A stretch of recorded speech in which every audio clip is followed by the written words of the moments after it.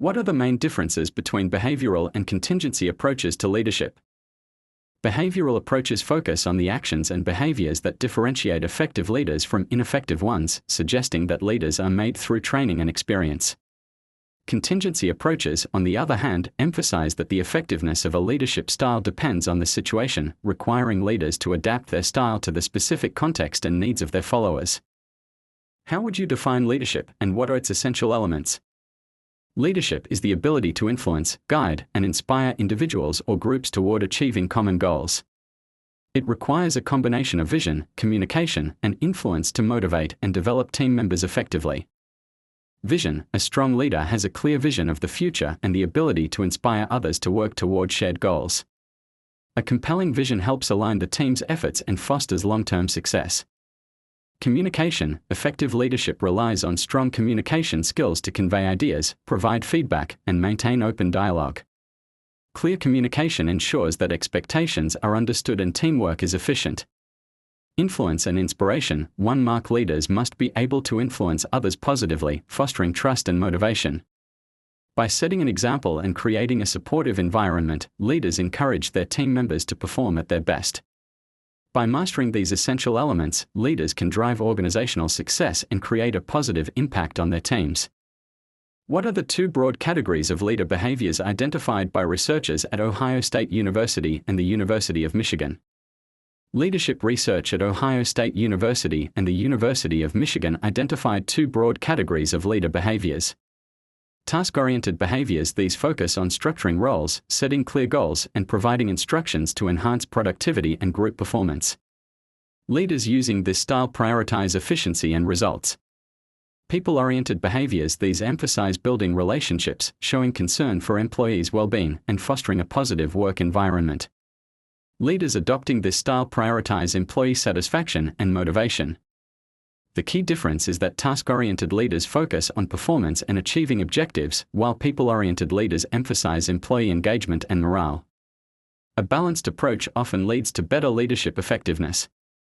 Describe the three decision-making styles studied by behavioral researchers. Behavioral researchers identified three main decision-making styles used by leaders.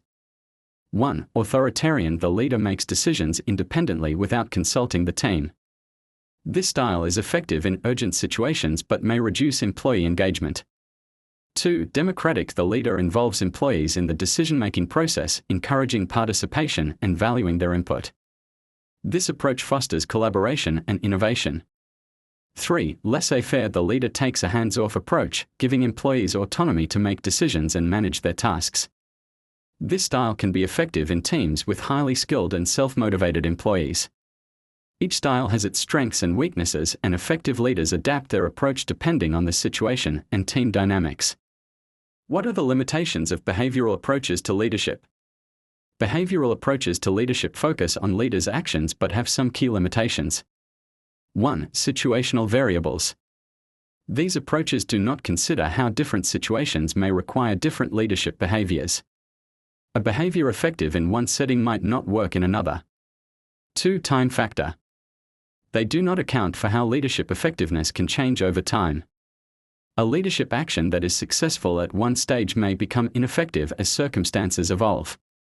Due to these limitations, leadership theories evolved to include situational and contingency perspectives, recognizing that leadership effectiveness is context-dependent. What is Fiedler's contingency theory of leadership? Fiedler's contingency theory states that leadership effectiveness depends on how well a leader's style aligns with a specific situation. According to Fiedler: 1. Leadership effectiveness.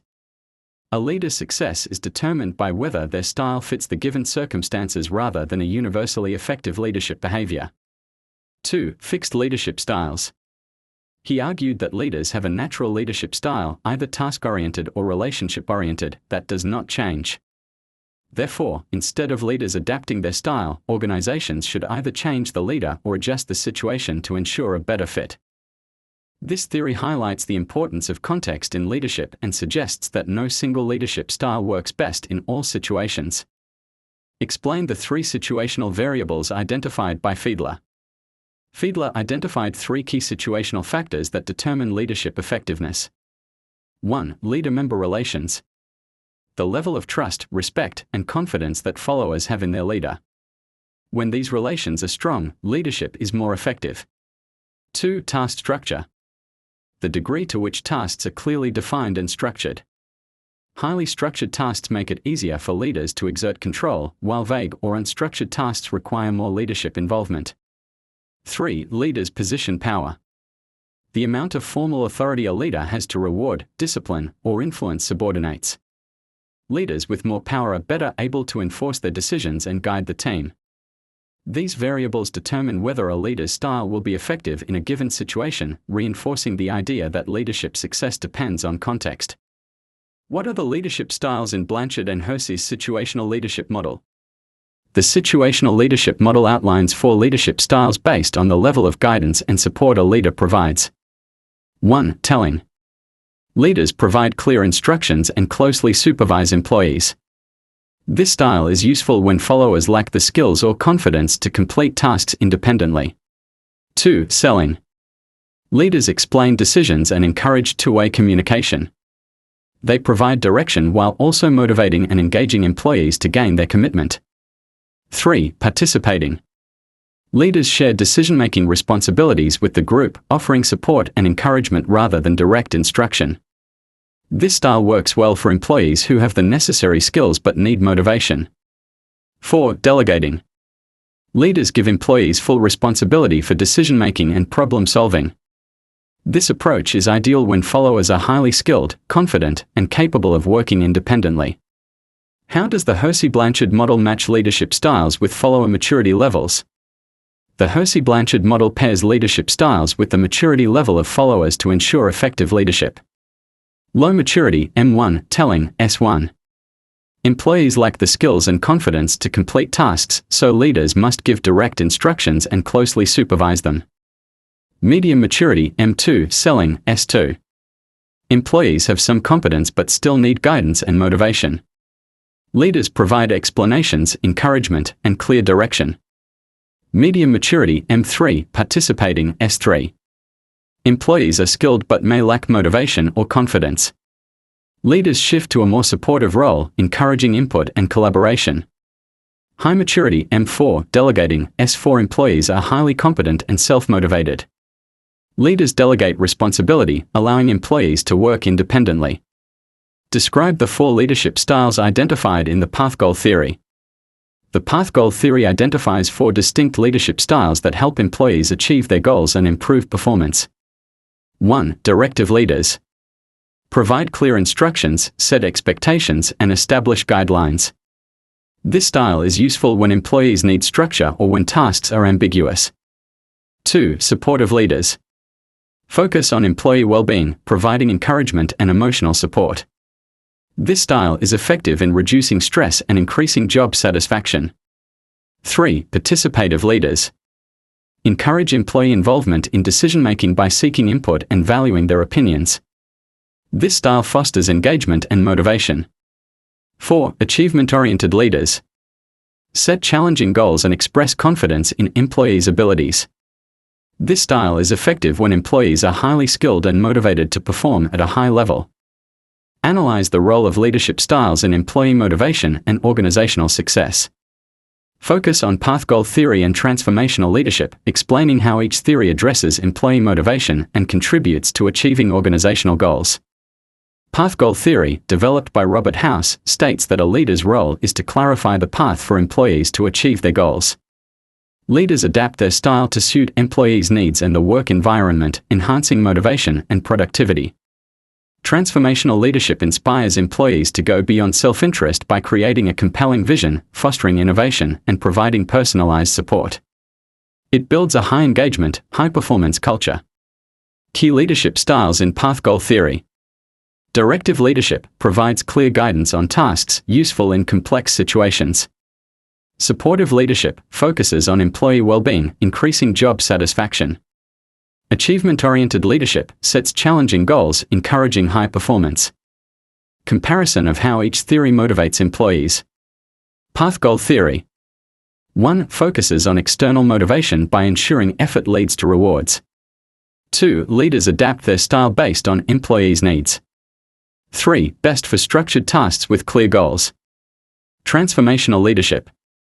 1. Focuses on intrinsic motivation by inspiring employees to exceed expectations.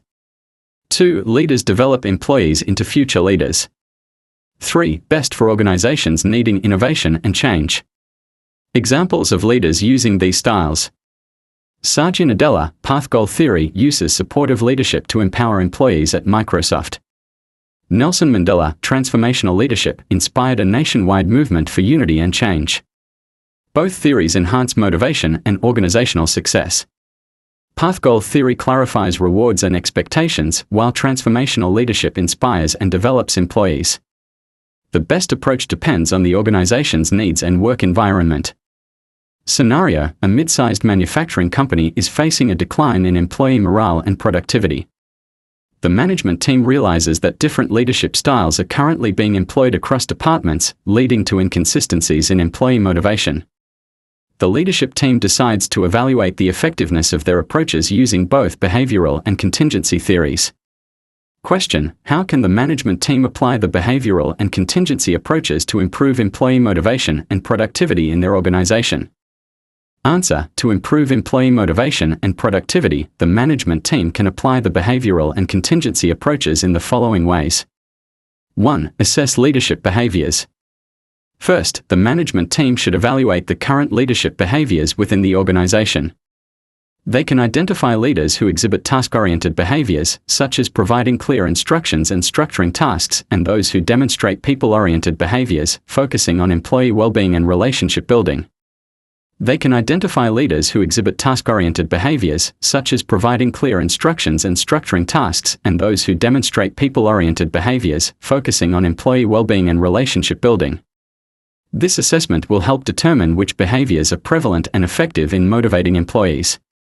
2. Training and development. Based on the assessment, the management can provide training for leaders to enhance their skills in both task-oriented and people-oriented behaviors.